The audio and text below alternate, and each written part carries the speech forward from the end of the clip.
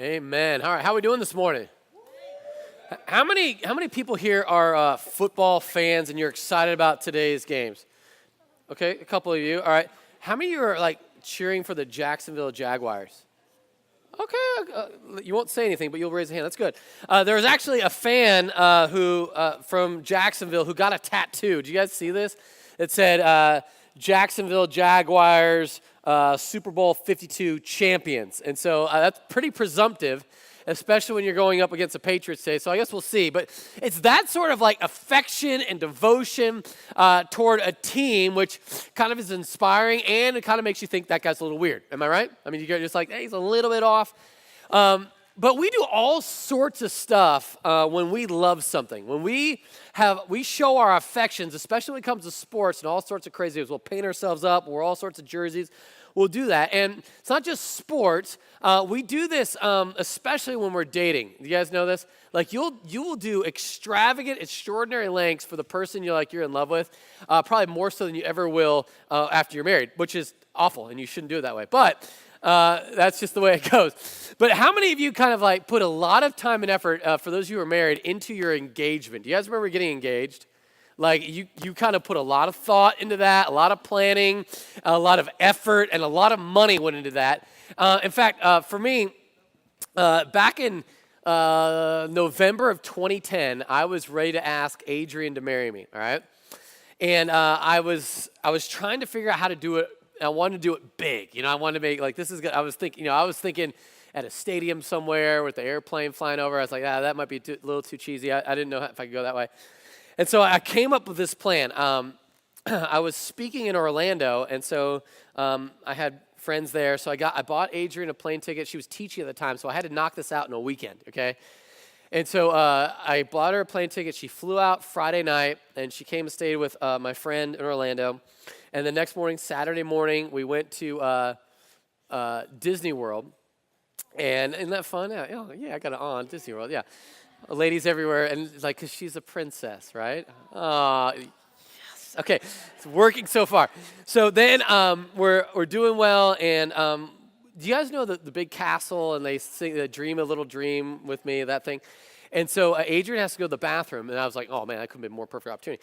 And so at the end of the Dream song, they have fireworks that goes off, and I was thinking, I know what I'll do. I'll ask her with the fireworks in the background. Bing! All right, so then I get the photographer ready, and I kind of had in my mind that I wanted to do a two-part engagement because doing one ask wasn't enough. So I had a fake ring that I was going to ask her with the fireworks thing. So, all right, so we, she comes back from the bathroom. I hold her hand. I'm like looking at the photographer, and they're like dreaming a little dream, dream. And at the very end, I get down on a knee, and bam, fireworks are going off, huh? Timing, like that took effort, and timing, and a little bit of expense. Okay, so then.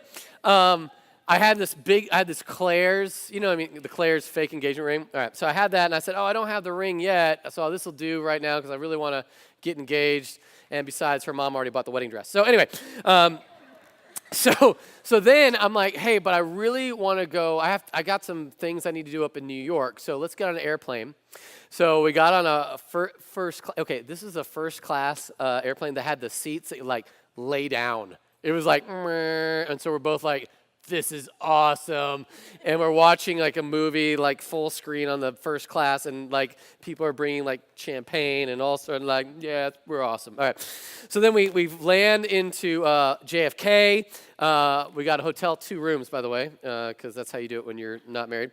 And then we go to Times Square. We did the whole Times Square thing, and I saw Screw Tape Letters in theater, which was really awesome. Okay, and then we go up to West Point. Now, the reason why I wanted to go to West Point is at West Point, there's this thing called Flirtation Walk, where officers weren't allowed to go. Only cadets were allowed to go.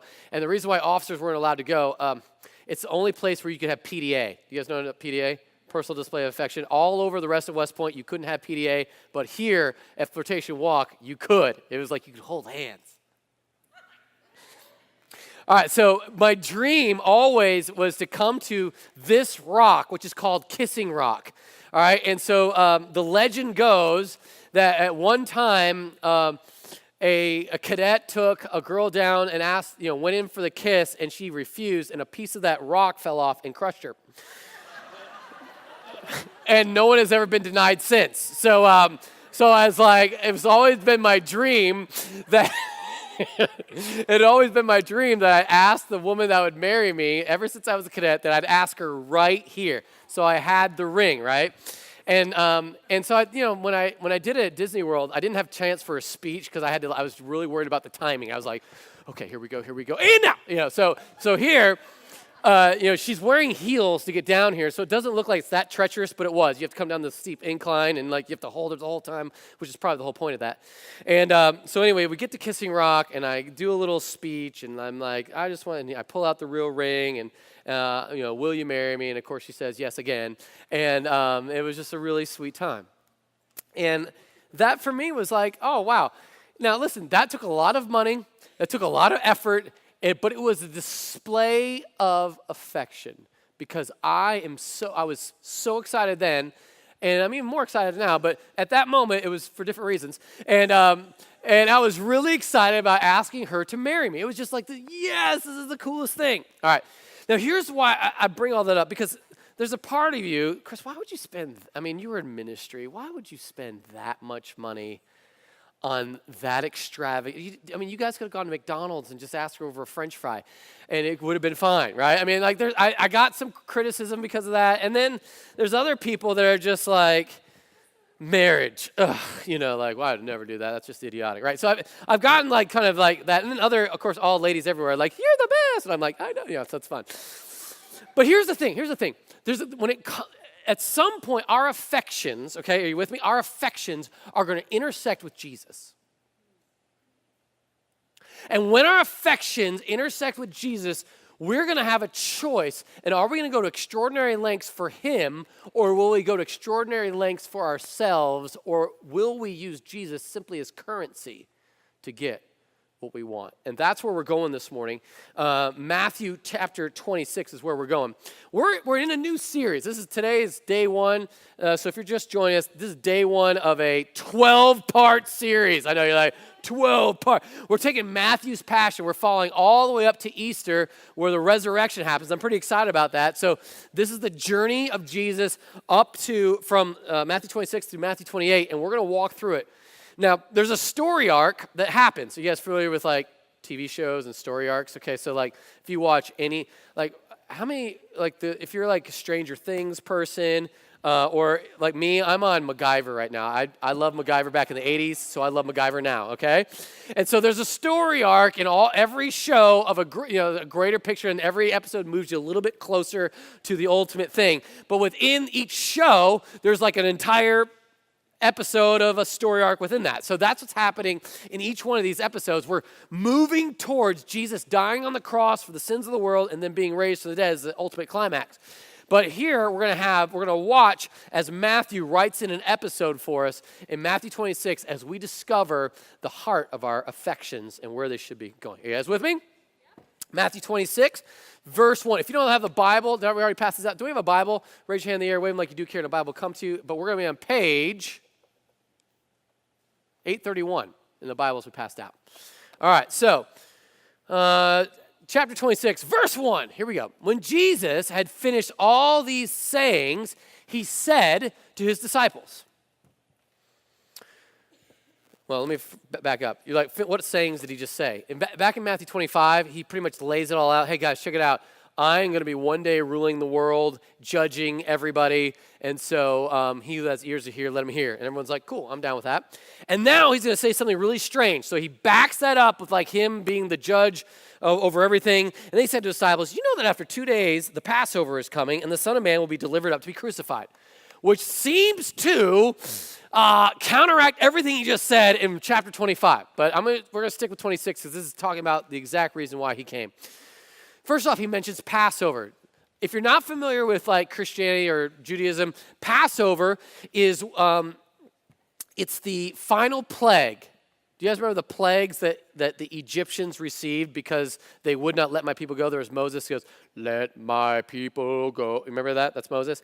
And then Egypt's like, no, All right, and then God sends the final 10th plague, which was an angel would kill every firstborn child or firstborn son in every home in all of Egypt. But the angel passed over all of the Israelite homes because they had the blood of the lamb over their doorposts. Okay, so you guys with me? So this is an important thing because Matthew is constantly teaching the Jews, like the Jewish audience, that Jesus really is the Messiah, and he's fulfilling in a greater way the Old Testament than you could ever imagine. And so Passover is coming, and the Son of Man will be delivered up to be crucified. Now, the thing that's interesting about that, the lamb's blood that you would use to make the angel pass over your house had to live in your house for 4 days. So you kind of grew attached to the lamb. So you pet the lamb, the pet lamb, you let it out, you let it in. It was like your dog, only as a lamb. And then on the fourth day, the beginning of the part of the Passover, you'd kill the lamb, you'd deliver it up, not to be crucified, but you deliver it up, and you'd use it as part of the Passover meal. And so Jesus is the lamb that was slain to take away the sins of the world, and that is where we get that phraseology from. Okay. And the Son of Man will be delivered up to be crucified. Then the chief priests and the elders of the people gathered in the palace of the high priest. So there's like a huge time gap, or there's at least like scene change. So here's Jesus, he's talking to his disciples, scene change. Then the chief priests and the elders of the people gathered in the palace of the high priest, whose name was Caiaphas, and plotted together in order to arrest Jesus by stealth and kill him. But they'd said, not during the feast, lest there be an uproar among the people. Okay, so here we are. Let's do a chronological thing. 2 days before Passover, that's Wednesday. So about that time, the people the Jews are looking for a way to betray Jesus. Now we're going to do another time gap shifterello. Watch this. Go back. Next verse is verse 6. This takes us back to Saturday. We know this from the other gospel accounts that this story is in. This is on a Saturday. Now when Jesus was at Bethany 5 days ago. Now, when Jesus was at Bethany in the house of Simon the leper, a woman came up to him. Okay, I'm going to do quick trivia with you guys. This is always dangerous to do, but we have a smart church, and so don't feel bad if you don't know this because there's lots of people who do. What woman can you name that comes from Bethany? Oh, yes! Oh, I knew we had some smart people in here. This is fun. All right, and she had a sister named Martha, Mary and Martha, and their brother that was raised from the dead was? All right, Lazarus. Oh, that's so great. Like, we have just brilliant scholars here. All right, so now when Jesus was at Bethany in the house of Simon the leper, and other gospel accounts say that Mary, Martha, and Lazarus were all there. And it was recently after Lazarus had been raised from the dead. A woman came up to him with an alabaster flask of very expensive ointment. Now, how many of you guys have ever shopped at Neiman Marcus? Okay, good. All right, in the perfume area, they've got like the cheap perfumes that a lot of us probably buy, and then that you go up to the $1,000 for 5 ounces perfume, like Roja Perfume, okay? All right, yeah, that's $1,000 for 5 ounces. That money well spent, of course. And so the expense, so this is like perfume, sort of, and only it's 30 times what you'd find at Neiman Marcus. So it's a $30,000 5-ounce flask of perfume. Okay, so this is the good stuff. This had to be imported from India, and it was probably in the family for a while, and Mary brings in the alabaster flask, which she probably had to crack open the safe to get to, okay? And she poured it on his head as he reclined at table. So here she walks in with this expensive thing, and she goes, "Hey, Jesus, dump." Now, when that happens, the entire room would shift from smelly feet, okay, because they hadn't been washed yet. They'd smelly feet. And now think about this. When you walk, how many of you guys have walked around in a third world country? Okay, walked around. How many of you have ever walked around the third world country barefoot or in flip-flops? What gets on your feet? Everything, like camel dung, like somebody's garbage that you stepped in, somebody's burnt trash on the side of the road. So that's sort of like what we're talking about, is like that's how everyone sort of smelled. And now let's talk about deodorant. How much deodorant do dudes wear in third world countries? Zero. It's like sweet BO everywhere you go. And so here you're in a room with a bunch of stinky guys, all right? They've just been hanging out for a while. Nobody has been wearing their speed stick, and they are just hanging out. And then all of a sudden, like the aroma of the room changes from somebody's house that smells like family, and then to a palace smell as like 30 grand is dumped on the head of Jesus. Are you guys picking up the picture? And everyone's like, whoa, I didn't realize I smelled that bad. No, that's not what they said. Look what they say, all right? When the disciples saw it and smelt it, they were indignant. Now, what's indignant mean? Like, it's kind of the feeling you get when you judge somebody on Facebook and you show it to your spouse. That's indignant, okay? Just in case you were wondering what that was. All right, and when the disciples saw it, they were indignant, saying, why this waste? For this could have been sold for a large sum and given to the poor. Now, listen, they're talking about what this woman is doing for Jesus. And they immediately are criticizing. Look at this. The disciples criticize the extraordinary lengths of the woman's affection. Why this waste? Mary, listen, look. We got ministry to do. And here you are. If you're going to, listen, no one asked you to pour that out. But Jesus doesn't need another bath. He walks on water. We've all been baptized. We can do a Jordan River thing. What is up with this? But when you have that much affection, not only had Jesus delivered her from the darkness of her soul, he raised to life her brother. And so she is looking at him, and I owe him my everything. I don't even care. I just want to show how much I love him. I don't care who knows. I don't care what anybody says. I am going to love, and my affections are so stirred up. I want to do something big for Jesus. And I don't care who knows, and I don't care who criticizes.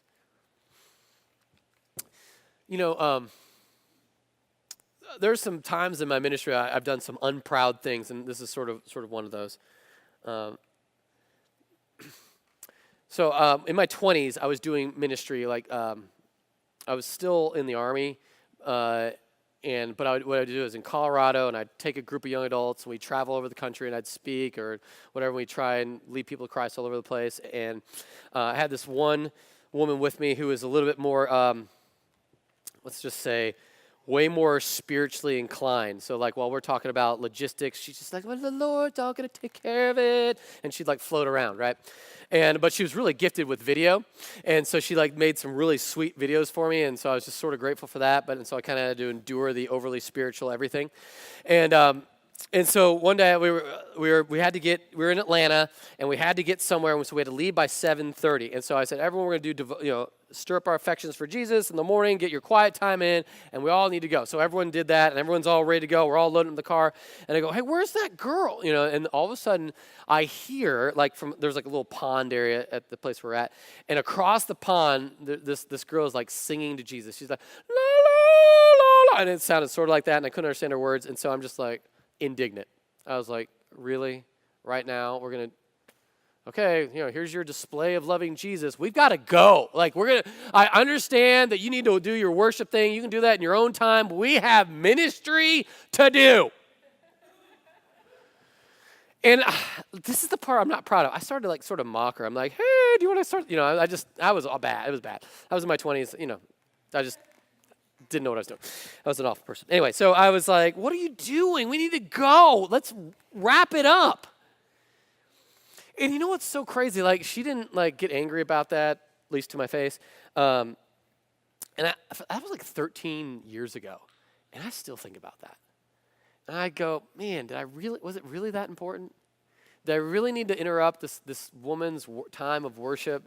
At the moment, it felt like we had to go. We got to get there. We're making things happen. We're going to change thousands of lives, and 10 people would show up to whatever we were doing. But whatever. I just look back at that, and I resonate with the disciples and my tendency to be indignant. You know what's really bad about that? And I think the disciples could come to this place. When I was in Iraq about 18 months before that time when I was doing ministry with that with that woman and our team. I was in Iraq, and or actually, we were still in Kuwait, and we were about to go north, and we were on like the sand dune thing, and I was just sort of taking in the evening, and I just started singing. I was like, I did an old school song, Lord, I lift your name on high, and I'm like into it, right? Eyes are closed, kind of worshiping God. And you know how you can sort of feel when somebody's around you? And I was like, he can wait. I'm doing my thing. And I kind of like get done. I'm like, oh, hey. And it was one of my soldiers going, because there I am singing at the top of my lungs into the wind, and he's just like, sir, can you sign this? And I think ID went off, and you need to know about this report, and I think the colonel wants to see you. And then he just left, right? And what it struck me, like as I thought about this, my soldier who didn't know Jesus from a hole in the wall had more respect for my worship than I had for that woman I was in ministry with. And I wonder, do we get a little bit holier than thou with people? I mean, do we do that? I mean, just think about, and let's get personal. Like, how many times you criticize whatever church because they had too much light show and too much smoke, and you're just like, they don't worship, they spend all that money on light show. And how do you know if it was like some kid who was light showing in the club, next thing you know, it's like, oh, I could use that for Jesus. And there we are, dissing him. Or making fun of K-Love. Like, man, I still feel bad about that. And you're just destroying somebody's like heart because they're actually getting worship out of that. And my heart just sort of like breaks because there's this like indignant part of me that comes out because I get like the holier than thou with like, because I know Jesus, Christianity stuff. And I think it's just so disrespectful. And you know what's really bad about it? It's not like the disciples said this where Jesus couldn't hear. It's like, Jesus, don't you think you should tell her to do something like not pour that on your head, correct her? And you know what Jesus does? I love this. And I love this next line. Watch this. Watch this. But Jesus, aware of this, like this guy can read minds, and he's not going to be like, it's like he need to, Matthew is right. It's like he need to, and Jesus actually heard it when the disciples said, why this waste? Why are you pouring that on his head? As if Jesus was completely oblivious, right? It's like, I'm just sitting here, just getting some, So here's Jesus. He's aware of it. He says, why do you trouble the woman? For she has done a beautiful thing to me. For you always have the poor with you, but you will not always have me. Worship comes before ministry. Did you guys know that?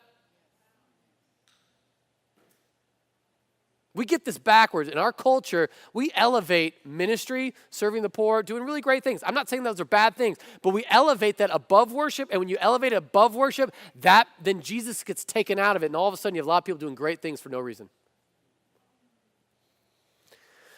In pouring this ointment on my body, she has done it to prepare me for burial. Now, this is important. This is like an apologetic thing for Jews. Okay, here's why. Whenever a king would die, his body would be properly buried, right? That was like an actual, like if he wasn't properly buried, you were like, I don't know if he's legit. And remember whenever Jesus died, there was like a quick, and Joseph of Arimathea and Nicodemus kind of slapped some ointment on, they shoved him in the tomb, and they were done. Which is why the three women were coming the next day to redo it. When two men do a quick anointing preparal, three ladies are going to have to come back and redo it and do it over again. That's another story there. But listen, here's what's also neat about this. I think about Mary just in this, she had to overcome knowing that she's been criticized before. When has she been criticized before? By her sister. You remember? Here's Mary sitting down at Jesus' feet, taking it in. Jesus is teaching, and Martha storms in. Jesus, tell her to help me. All she does is just sit on her blankety blank, and I'm here working my blankety blank off, and there's no one here to help me. And Jesus, like instead of saying, Martha's right, Mary, get your back into the kitchen where you belong. Like, we had the Women's March. Was that this weekend? Yeah, so if you want to talk about feminism at the forefront, here's Jesus not telling the woman to get back in the kitchen where she belongs. No, he said, Martha, Martha, Martha, you're worried about many things, but only one thing is necessary, and Mary has chosen the better thing. She's right here with me. And so that one defense that Jesus gave her, I think emboldened her. So she's like, I don't care what anybody thinks. I'm going to worship. I'm going to show affection for this guy who changed my life, freed me from my darkness, raised my brother from the dead, and I don't care who knows how much it costs. I'm going to give him everything because he is worthy of it, and my soul is stirred up to show that affection. And then Jesus says this, truly I say to you, wherever this gospel is proclaimed in the whole wide world, what she has done will also be told in memory of her. Do you see that? It was her worship that echoed through heaven. This girl was a worshiper. She got down on her knees and she didn't care about the cost. She wasn't worried about time, about her busy schedule. Her whole schedule was, I need to worship Jesus. And then her whole life was, I don't care how much it costs, I'm going to show him my love and affection. And this is true that throughout the whole world, this has been told all around the globe. This story is in a Bible, and it's in Mark 14, it's in Luke 7, it's in John 12. Every gospel has this story of this incredible woman's act of worship. And Jesus praised the extraordinary lengths of this woman's affection. There was no criticism from Jesus. He wasn't like, you're right. You should have taken that money and given it to the poor. No, he's like, no, you did exactly what you should have done. I am worthy of all that. I am worthy of at least $30,000 worth of perfume to be dumped on my head. That's going to last for about 30 minutes, and then maybe the room will have a little bit of a Roja Perfume smell when we leave. But for the most part, that's all it's going to be good for, is a moment. And through eternity, that echoes. When I was at West Point, as a cadet, as a college student, I grew up in a church that was sort of like you sit down, stand up, and then you repeat after the priest, and then or the father or the pastor or whatever, and then he'd sing part of the sermon, which was kind of fun, and then he'd tell a story, and then you'd be done, and you don't remember what he said, but you took communion. It was kind of cool. And then I get to West Point, and there's like a college thing, and there's a band. They were singing songs with like instruments. And I'm like, okay, this is cool. I can do this. And as I was looking around in this auditorium, it was in Washington Hall. I'll never forget it. I look around, and there's people going like this. Lord, I lift your name on high. Just like going for it. And I'm like, that's a little weird, okay? That person is we're at West Point where, we don't, smile much, and that's just over-the-top emotional, whatever that is. I don't know what that is. But over time, I go, what if that's real? What if they really believe like that? Something struck a chord in me. And I'll never forget, I was 20 years old, and I go,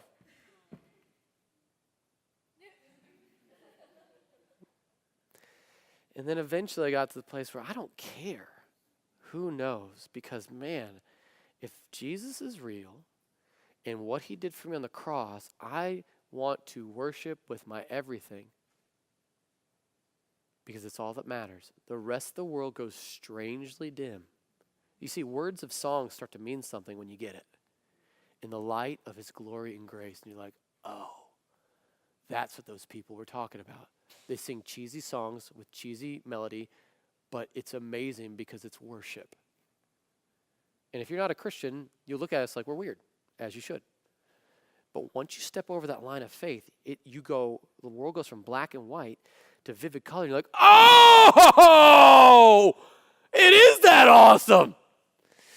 And that's what Jesus is more interested in our worship than in our ministry, and our ministry is a byproduct of our worship. Did you guys know that? Okay. Last piece and we'll be done. So then this piece of this woman's worship is then thrust up, juxtaposed against Judas. Watch this.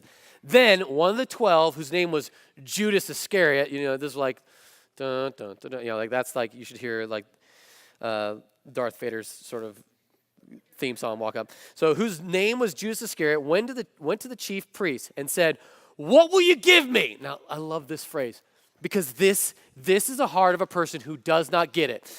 You had Mary give everything to Jesus or give a whole lot. I don't know if that was all her wealth, but she gave a year's salary to Jesus in one moment. And here's Jesus. "What will you give me if I deliver him over to you?"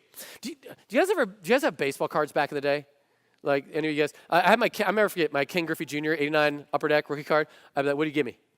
What do you give me? What do you give me? How much money are you gonna give me?" Or maybe we can do, I have like 4 of these. I'll take your Michael Jordan rookie. Like that's, so what happens here is Jesus became currency. Do you see that? What will you give me? How can it benefit me if I deliver him over to you? And they paid him 30 pieces of silver. And from that moment, he sought an opportunity to betray him, which would happen 2 days later. And this is heartbreaking, right? Because Judas went to extraordinary lengths out of self-affection. I want you to take this in. Here's Judas. He's a guy, right, who has spent the past 3 years, he couldn't be doing another job. Now, we know from other places, he helped himself to the treasury every now and then. But like his whole life was following Jesus around. His only friends, and they don't know, like Simon, Peter, and James, and John, and Andrew, and Bartholomew, and Nathaniel, they don't know that Judas Iscariot is a traitor. They're all like, "Who could it be?" Because Jesus never treated him different. He wasn't like, "Whoa, ha, ha," wherever he went, right? But he would sacrifice Jesus and all of his friendships for his own selfish ambition because he loved himself. I don't know if he got angry at Mary and Jesus' affection for her, and he's like, "I'm done with you." I don't know if that was it, but something turned in him, and he's like, "I'm out, and what can I get from Jesus?" And I know a lot of you are like, Chris, that's a really great story, but that really, I can see how maybe the criticism thing applies, but this is like one of those things like that doesn't apply to me. But I'm gonna try and help you see this. You see, 30 pieces of silver is a month's salary. And let's just call that $3,000 on the high end, okay? And I think for a lot of us, we look at Jesus and we're like, "What are you going to give me?" And if Jesus doesn't give it to you, you trade Jesus to get what you want. How does that work? It's a long night, you're tired, and you're a guy, and you're single, and you're lonely. You love Jesus, but right now, you just go to sleep. And so the internet calls, you surf around, you show affection to yourself, and then you go to sleep. Or you're in a relationship, and you know it's clearly not God's way, and God's not honored by that, but you're like, no, Jesus, you don't understand. You're old, like 2,000 years since you roamed earth, and so clearly you don't understand how relationships work today, and people need to live together, and all, listen, we got to test drive this thing, and I'm going to change Jesus so that my loneliness can sort of pass for the moment. And that's why non-Christians always look at us and go like, "Oh, Jesus is your crutch. You pull him out whenever it's convenient, but when it's not, you put him away and you lean on your happy little crutch."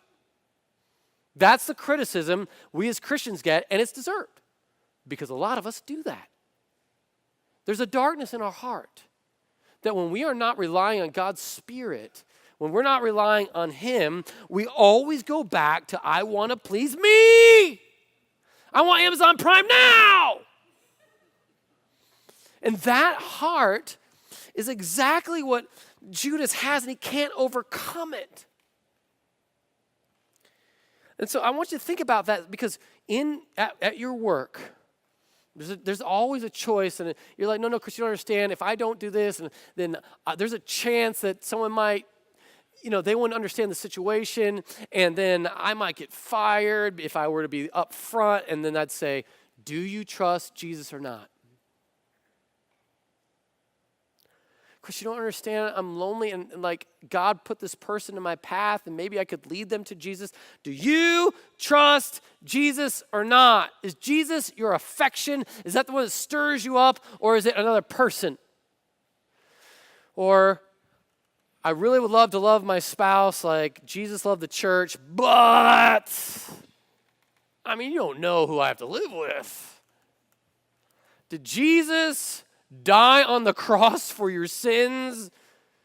I don't want to get, this isn't me being like workspace. This is just me kind of put it in perspective. We just, at times, we play more of a Judas than we're willing to admit. We turn Jesus into a currency, and when it's convenient, we exchange him. And we do it at work, with our family, with our dating relationships, and we can do it in just about anything we do. And listen, all of us are one step away from stupid. All of us, we're just one.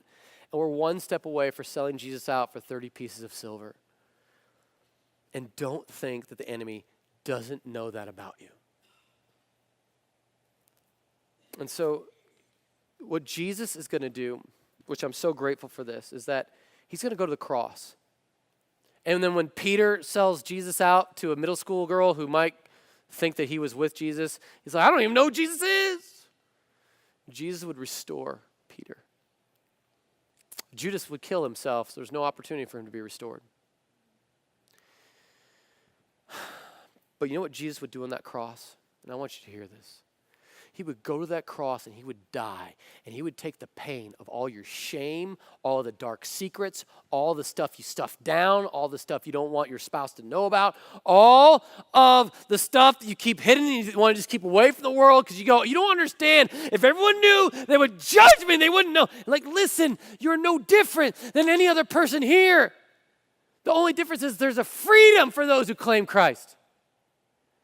Because we don't need to worry about the rest of the world. Because even though their criticism might come, we worship like Mary, who is freed and forgiven, and there's a heart that says, you're all I need. And so that's my heart. And so my question this morning is, who is the object of your affection? Just real quickly, who? You might say you're here this morning and it's Jesus, and I hope that's true.